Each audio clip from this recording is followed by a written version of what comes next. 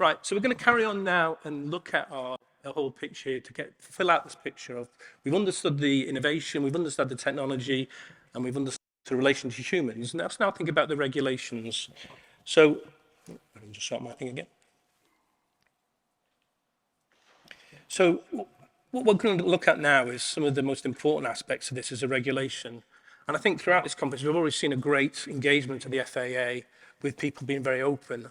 So I'm going to invite Lisa Ellman on stage to have an open conversation with two people from the FAA, two people really sort of pivotal to making this on board. So almost Lisa did a fantastic job yesterday. I think hardly needs another introduction, but I'll invite Lisa on stage to conduct the investigation. Wonderful. Thank Right. you so much. Thanks, Martin. Right. Can you all hear me okay? Great. Good to see you all again. I hope you've had an amazing show so far. Everyone enjoying Vegas? All right. It's been fantastic. So great to see so many friends and colleagues, but also meet so many new folks. It's really wonderful to be back here for the last day. So we have a great session planned. I think, these folks probably need no introduction, but I'd like to invite both Brandon Roberts, the Executive Director of Rulemaking at the FAA, and Jeffrey Vincent, the Executive Director of the UAS Integration Office, with me up onto the stage.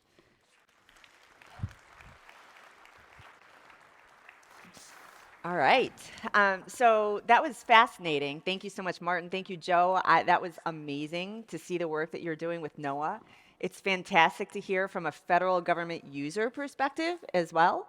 And frankly, it's it's encouraging to hear that the federal agencies have the same challenges that we do in industry, getting approvals with the FAA as well. That's something that we do here a lot. So I want to start by sharing some breaking news you may all have heard this morning. The White House has announced its intent to nominate Mike Whitaker for FAA Administrator. This is a really big deal for all of us here in this room. Obviously, there's been a vacancy at the top of the FAA for many, many, many months now. I guess maybe 16, 17, 18 months now. So it's been open for a really long time. There's been actings who've done a fantastic job, but there's nothing like a permanent, confirmed, termed FAA administrator. We strongly support Mike Whitaker for this role. He actually works currently at an AAM company, Supernal, an eVTOL manufacturer, and he also served as deputy administrator under the Obama administration, so he's certainly a natural choice for this role. We, Commercial Drone Alliance, is strongly supportive of this nomination, and we hope to see him quickly and timely confirmed by the Senate. So, Jeffrey and Brandon, this is titled Open Conversation with the FAA. I wanted, we hear a lot, we have a lot of conversations about how, there has certainly been a lot of progress, and there has certainly been a lot of activity. And we talked with David Bolter yesterday, learned about, you were grateful to see some of these new exemptions that were just announced, grateful to see another type certificate approval. And so we are very, very grateful for all that work that is happening behind the scenes. I kind of like to think of it if it was a swimming pool and we just could see head up, there's furious kicking below, right? We just can't see that from the industry side on a daily basis, but we know that it's happening. But we also don't want to pretend everything is perfect, right? Because there have been challenges for the last decade. So can you all just share with us your general views on kind of where things are, where you see things going, reasons for hope, anything, anything that you would like to share just to kick us off? Sure, I'll be glad to start. So thank you, Lisa, for having this conversation. I will start by saying, yes, we acknowledge this. There certainly has been challenges. And I appreciate you acknowledging the fact that we are changing things. That, my phrase that you like to quote me on is saying, it's a new day. And we are absolutely trying to do things different. And I would caution people to say that, we can't undo what happened 10 years ago, but we can do something about what we do today. We can do something about how we move forward. And I think that's what you're seeing reflected, is that, David spoke yesterday that drones are here to stay, and we all understand that. It's going to be part of our society. It is going to be part of the NAS. It is a part of the NAS. And we have to acknowledge that. And I think that you're seeing the agency acknowledge that. And I think you're seeing us work at a feverish pace to incorporate drones into the system. We understand the need for a regulatory process. We understand that, exemptions and waivers is not the way to do things for a long term. It certainly is a Band-Aid to get you something right now. But we understand the need to have a regulatory process, and we're doing our best to get there as quickly as we can. So where I see things is I think that the agency has made a fundamental shift. And I won't ask for forgiveness for the past 10 years, but we certainly understand, what happened the past decade. We can't undo that, but we certainly want to work with you moving forward. Excellent. That's wonderful, and I'll just highlight. I've been so happy working with Jeffrey and David, and we've got a team together now. Having permanent leadership at the head of the FAA position will be another big assist in making sure that we can move forward together. Because ultimately, UAS integration is a team sport, at least in the FAA. We don't get anything done if we don't work together and get all of the questions answered. And I'll say for myself from the rulemaking side, nobody's more frustrated by how long rulemaking takes than I am. And it's not just drone rulemaking, it's any of our rulemakings. We really do want to move faster because we recognize that's our public service role. And particularly for drones, where we lack rules to enable you to do operations, it's a preventative thing that you don't even have rules to explore, learn, operate. And that's what's made it a real challenge for the FAA. There's other new entrants that had existing rules that they could use, and that ironically kind of makes us go faster when we're regulating, because when they're operating under existing rules, amending existing rules or copying existing rules for new purposes is a little bit faster than creating new rules when we as the federal regulators don't always understand the use cases, the CONOPS. I loved what Dr. Joe said about don't give up with the FAA. When the first CONOP, we give you a funny look and don't know what to do. Yeah. So what I would say for providing hope for the future is that, like Jeffrey mentioned, we want to go quickly, and we've got the team on board that has a vision to move forward. And I'll give a little bit of a history lesson on where we have been. Back in 2014, I think, is when we started issuing 333 exemptions for the very first one. And those initial exemptions were, I want to say, a couple hundred pages long, and they had the easiest safety case in the world. It was motion picture companies saying, we would like to replace this multi-thousand-pound helicopter that's flying 10 feet away from Harrison Ford's face with a drone that weighs less because we don't want to pay the insurance on Harrison Ford. He's really expensive. And it took us forever just to justify that safety case, which made sense on its face. But getting through all of the wickets that we needed to actually do those initial 333 exemptions took quite a bit of time. Once we did it, though, we started opening up the 333 exemptions to other categories of operations. And before we issued the final rule for Part 107, we had almost 20,000 333 exemptions out in the wild. And we were on a really good roll after 107. We had small drones, we were doing a great job. Then we ran into, probably I'll take a hit that I got a little bit of a big head on the drones are inevitable, we have to do this, we're moving forward. And we took a little bit of a hit on interagency coordination because we got the 107 rule out, and as we were immediately trying to amend that rule to add night and over people, we found that coordinating inside the government is important too. Our security partners highlighted a bunch of concerns that they felt weren't addressed when we did 107 initially, and it took several years to address many of their concerns.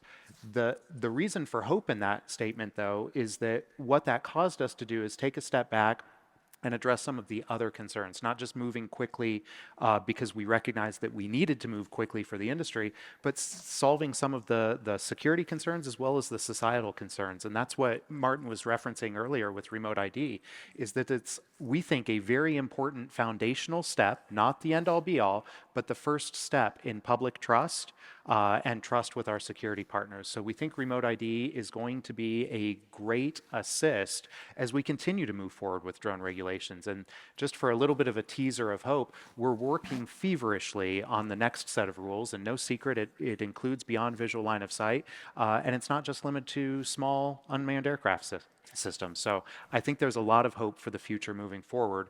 And we do recognize it has taken a long time, but also as that time has passed, this is a huge conference now. This is a real industry. You guys have grown. You've demonstrated that there's value in the industry, that it is real and that it's here to stay. So I think that's an encouraging sign as we move forward with rules that will enable more operations. Before we move to the next question, just to tag on to a couple of things that Brandon said there, yesterday David was talking about coming from the operation. I too came from the operation. I spent 38 years in the ATO and in air traffic. And I think something that David and I both brought with us from the operational side was the desire to get to yes. We had a phrase there that we use is getting to yes safely. And I think you're seeing that phrase being brought over. And Brandon talked about some of the interagency coordinations and some of the difficulties. And, having been in another part of the FAA, I certainly understand and acknowledge that there was times that maybe we did not coordinate across the agency the way that we should. I can assure you now that coordination within the agency has never been done any more efficiently than it's being done right now. And you talked earlier in one of your talks, Lisa, about the whole of government. The same thing is happening there. Lisa pointed out to me when I first came on board that there was 19 different offices inside the FAA that sometimes that you had to work through as an applicant to get to where you needed to be. So understanding that, we're here to help walk you through that. We're here to help shortcut that. If you need to work with other government agencies, we're here to do that. We're here to bridge that gap and bring other government agencies in so that you're not having to make that difficult leap from one agency to another and get the right folks in the room for you to have the right conversations at the right time. Well, that's fantastic, and we certainly appreciate that. So there's like a lot to dig in here, and I want to unpack this just for a minute. So we heard yesterday from David about some of the exciting new exemptions that have been issued to a few companies. Why should the rest of the industry care? Why is this a big deal? You mentioned 20,333 exemptions. Can we expect in the next year? So just to kind of level set, right? From a Commercial Drone Alliance perspective, we're looking to enable scaled operations. We're enable this industry to scale. We recognize that there's a rulemaking right now that's kind of set for August 2024 for a proposed rule. So we wouldn't have a final rule till 2025 and implementation. So that's kind of from the industry perspective, and I know FAA and industry can sometimes have different timeline notions. But from an industry perspective, that is long term, right? I know from the FAA perspective, you might think that's right around the corner. From an industry perspective, that is long term. So we're talking in the short term to enable companies to be able to scale drone operations here in the United States. How are these exemptions going to pave the way for that? Well, great question. I did mention on purpose the 333 exemptions because it starts with what we call full grants that take a lot of time and energy to complete. But once we've said yes, like Jeffrey said, finding a way to yes and figuring out what conditions and limitations we want to place on those exemptions, that's the majority of the work. For the exemptions that come later, it should, in theory, be easier to say yes. And the mechanism that we use to do that is what we call summary grants. Once we start seeing applications where we can say the relief that you're seeking is substantially similar to relief that we've already granted, it's a similar use case, and we want the same conditions and limitations to get to our safety case as the agency, like Jeffrey said, getting to yes safely. Once we recognize that we can do that, we really push and are pushing for summary grants. Now, I want to be proven wrong on this. I don't necessarily expect 20,000, beyond visual line of sight summary grants because the operations are different. In the case of 333, it was a time when any commercial operation with any, size UAS, that individual operator needed a exemption to operate. So whether it was getting paid to take photographs at an event or taking pictures of a house to list, those sorts of things, all required an FAA exemption. We expect, or we're guessing, with this next round of exemptions for beyond visual line of sight, that it's more corporate-based operations for beyond visual line of sight. So we expect the number of petitioners to be smaller because we think there'll be more corporations that are looking to do these beyond visual line of sight activities, but the operations count we expect to be huge, probably more than we had under the 333 exemptions. So our goal, like David said, is collecting data and making sure that we're setting the appropriate precedents to get ready for a rule and get operations ahead of the rule. Because like I mentioned earlier, when we don't have regulations in place and you can't operate until we do, we get in that trap, the catch-22 of, well, we don't know that it's safe because we haven't seen any operations. So our goal with the exemptions is to be pretty conservative under the exemptions, but to start seeing what those operations look like. And yes, to get to summary grants on exemptions and make sure that safe operators have the opportunity to explore those conditions and limitations and then feed back to us what doesn't work or where potential safety condition or limitation is getting in the way of revenue opportunities or profit opportunities, and there's still a way to meet the safety objective in a different way. That's the sort of feedback that we need before we make a regulation that sets the public policy for a long time in the future. So we're really excited about getting to summary grants for the exemptions. That's fantastic. So everyone in here knows. So let's just kind of.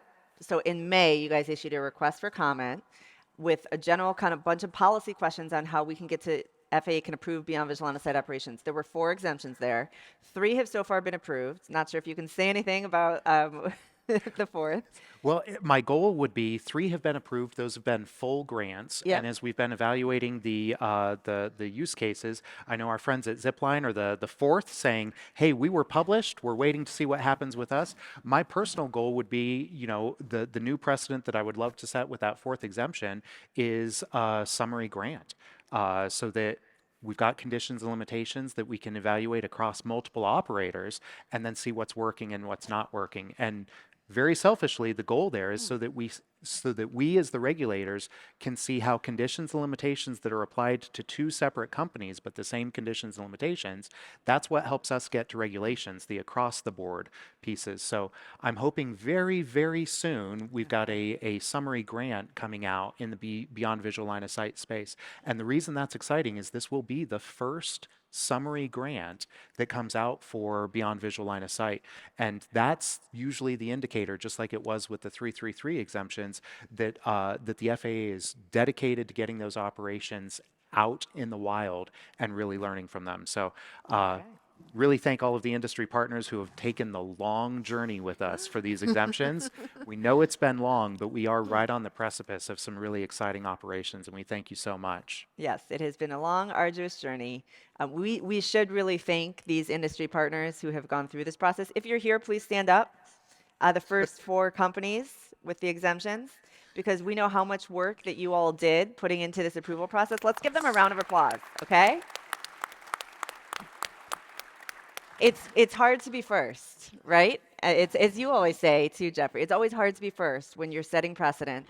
And so we're very grateful for all the work that went in, and we're excited to see the new precedent that will be set with the summary grant of the zipline exemption based on, I guess, UPS, right? So that's fantastic news. So we will all be watching that carefully. And for you all, so this matters for everyone who hasn't gone through the process yet, right? This matters for you because you can take a look now at these exemptions and look at the conditions and limitations and figure out what will work for your concept of operations and work backwards and then apply for a summary grant. So that's the idea here.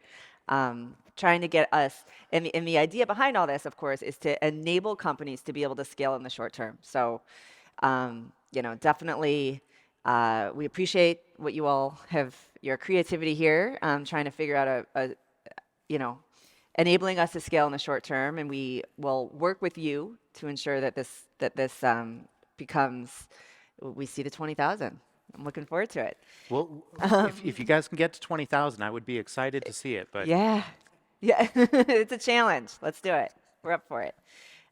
So let's dig in. You mentioned remote ID, and it was great to hear more about remote ID from earlier today as well. And we agree that it is incredibly important. Of course, there's also been some confusion about the implementation of the rule. And I know everyone kind of thought when this came out, okay, it was a pretty simple fix, Bluetooth, but it's actually in practice, there's been some supply chain challenges that folks in this room have experienced, other challenges. I know from, we've been trying to get some answers from the FAA for a while now on what do deviations look like, how does it work even for public agencies, and there have been radio silence, right? So we know that there's a lot of work happening behind the scenes to answer those questions. But so there was some relief in the room when David mentioned yesterday that there may be some relief coming. Is there anything else you can say there or context you want to provide? We should be on the lookout for something.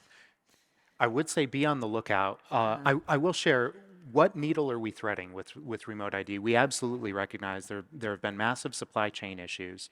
That's real not just in this industry, but in every industry that uses silicone, which is all of them right now. So we absolutely recognize that. There's also been there was a delay in getting the manufacturing specs up, and there was a delay in the FAA accepting a standard that was acceptable. So I think all of the pileup of those issues, we very much recognize that it's probably appropriate that we shouldn't shut down operations in a week or so because of remote ID. But we also want to balance the companies that have invested to make sure that they're producing the modules that can keep aircraft flying. We want to make sure that they ultimately get the opportunity to sell those devices when the chips are ready. So we don't just want to delay everything because we recognize many small businesses and medium-sized businesses have invested quite a bit to be able to deliver on remote ID. We also have the promises that we made to our security partners inside the federal government who are also interested in making sure that we keep the momentum moving for remote ID. So I think what you can expect to see from the federal government is that we want to balance all of those interests. Remote ID will be a requirement, but we will probably use some of our discretion that we have as a federal agency in making sure that we're not grounding airplanes, particularly fleets of airplanes, from compliant operators who want to be compliant but simply can't get a broadcast module right now. So that's what I would watch for in the next week or so is how the federal government kind of threads that needle between all of the competing interests and makes sure that we're also recognizing that compliant operators who want to comply but simply can't get a module aren't punished for being good compliant operators. Sounds great. We will certainly be on the lookout for that. We appreciate that. So we heard yesterday that the second type certification was issued to Aerobotics. Congrats again to Aerobotics. So there's now 2 type certificates, one to Matternet, one to Aerobotics. Obviously, this has been speaking of long processes, this has been many years in the works. Many thanks to all of the companies who worked for many, many years as well and are continuing to work that process. But there's been some question over the last few months of, does it make sense to get a TC at this point? Should I just go the exemption route? Is there any, can you talk a little bit about what would be what are the benefits of a TC compared to what are the benefits of going through the exemption process as folks kind of think about that?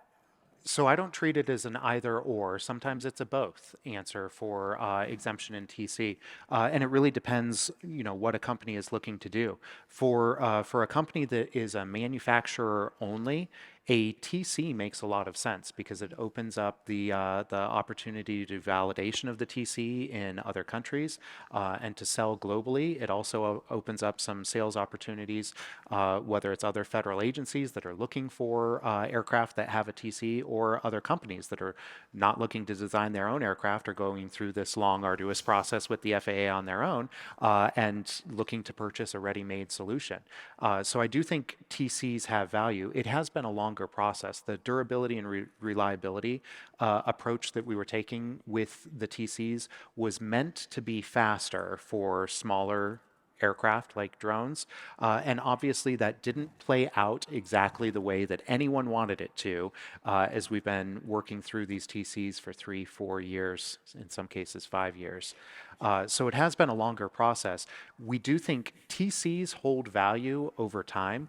You can go out and rent a regular airplane that has a TC from the 40s or 50s. And those TCs can be amended for a very long amount of time, and they have value. We've seen in the traditional aviation world that a company can fail multiple times over and go into bankruptcy and be bought simply because of the portfolio of TCs that it has. So I think for companies that see value in that, it's still worth pursuing. And I want to give credit to Jeffrey and his team. When Jeffrey came on board and dug into what we were doing with the TCs, I can say I expect it to get better. based on what Jeffrey and his team have done, digging into what are we doing and why, and how do we get to a TC faster. It's something that we do expect to learn from these first couple TCs, how to do better on what really matters for drones, because I think we had the right intent when we were talking about durability and reliability. Probably more so the reliability to operate in the NAS is a big thing with the TCs, but it's still an option that's open to use, particularly if you want to sell aircraft to others. For vertically integrated companies, perhaps an exemption and a 44807 approach is something that can get you to operations faster. They may be more restricted operations because they'll be with an aircraft that we don't have any level of reliability for. So that's kind of the trade-off, and there's no one set answer for all companies. But I think as you're considering the trade-offs on what works best for you, even with a type certification, you're often going to require an operating exemption. So that's why it's not an either or question, but it's really about what your company does and where you're providing that value. So which path you want to pursue. So, what I'll add to that is, when I came on board and I asked that question, to Brandon and the rest of our team, what was the value of the TC? Looking at, a traditional airplane, I certainly could understand why you went through the type certification process.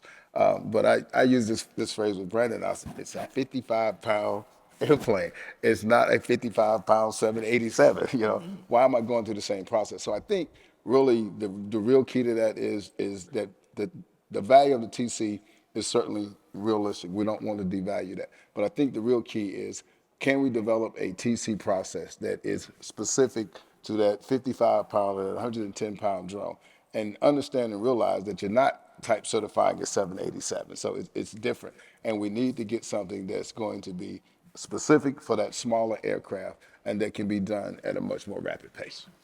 Well, we certainly agree with that. And speaking of, so kind of moving, obviously what we see is the short term, but what is the FAA, or sorry, what we see is the long term, what the FAA would see as short term, this rulemaking.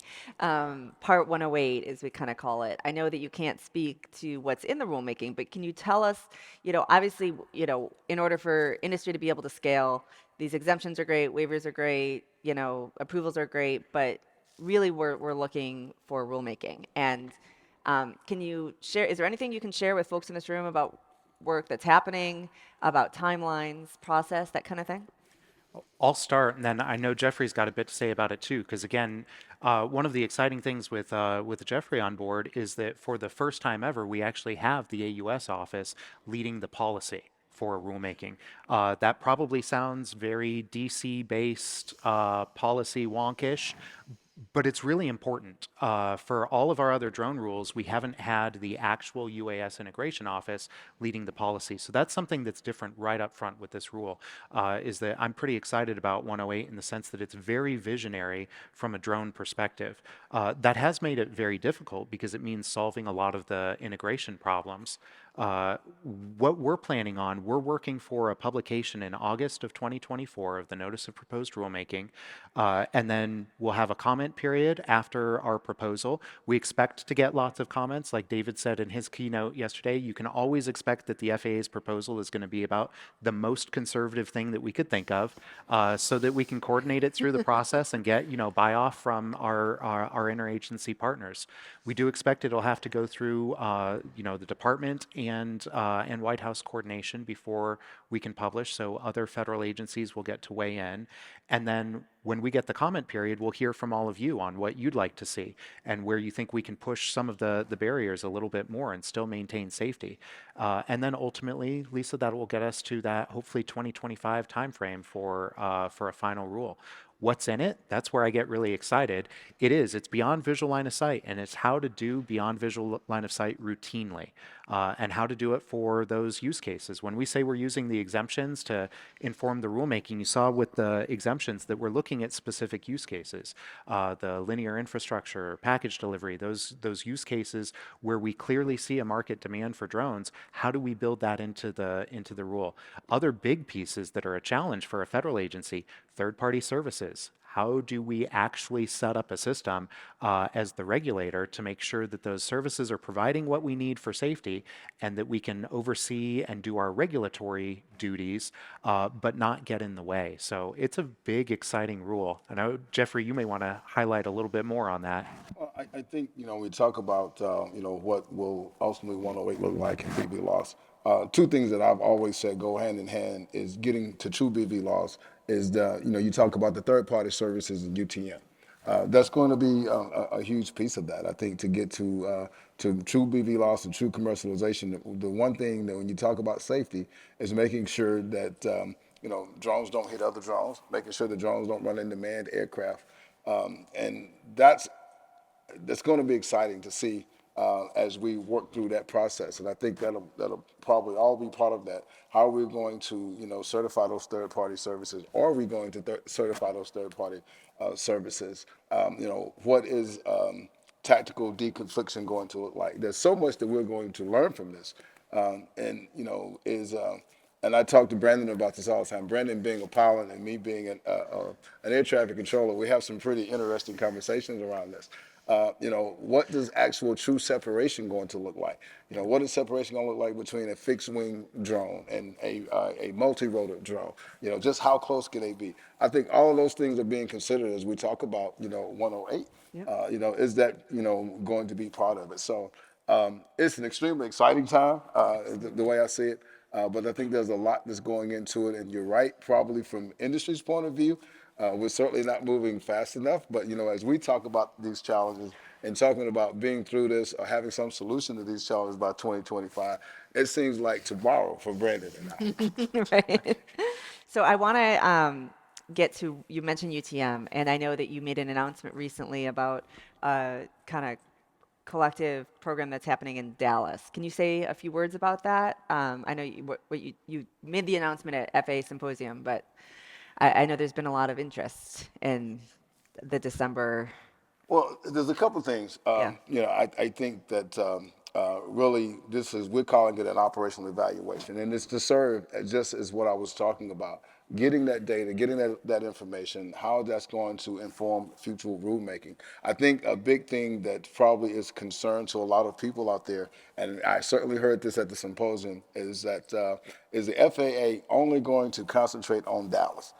If I want to do something in North Dakota, if I want to do something in North Carolina, if I want to do something in Ohio, do I have to get behind what's going on in Dallas? And we're saying no, that you can still use the normal NTAP process or whatever to go through that. You're not going to be behind anyone. We just felt like as we were looking at a lot of the strategic deconfliction services that was out there, we had watched different tests, and David talked about getting things done, and I'm certainly a get it done type of person. Mm-hmm. And it was like, at what point are we going to actually deploy the technology out there in the field? Let's see if it actually works. We're talking about really getting down to true BV laws and allowing multiple operations. We need to find out if the technology is going to work. Yeah. And so, certainly it's working in a lab in a controlled environment, but I like Brandon's term, in the wild. When we put it in the wild, what are we going to get? And so I think the only way you're going to figure that out is put it in the wild. And I think that's what we're trying to do to inform that. But the thing I want to make sure everybody knows is that if you have a concept where you're going to have a demand and you're going to have multiple operators in one area, and you need to have some type of strategic deconfliction or whether tactical deconfliction, you're not getting behind anyone else. Certainly there's limited resources in the agency, but we will process your request as quickly as possible. You don't have to wait behind Dallas. That's great. Well, we appreciate that. We appreciate all your work. As I said yesterday, the folks here, including you two, are really champions for, moving UAS integration forward. We really appreciate your leadership. And I know we're out of time. Let me just ask one real quick question. Is there anything industry can do for you? What can we do to help you? Just like Dr. Joe said, don't give up when we say no or we're confused by your ops case. Keep on working with us because we are very interested in enabling the operations and really doing it for the nation, for U.S. leadership in this space, and then for the benefit of the general public. We see an amazing potential for drones, and we want to enable it. So.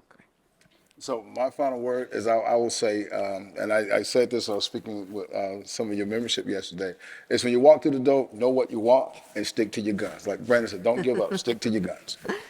Great. Excellent advice. Thank you so much. We appreciate you being here. Hope you enjoy the show floor, enjoy our conversations, and looking forward to the rest of the day. Please join me in thanking Jeffrey and Brandon.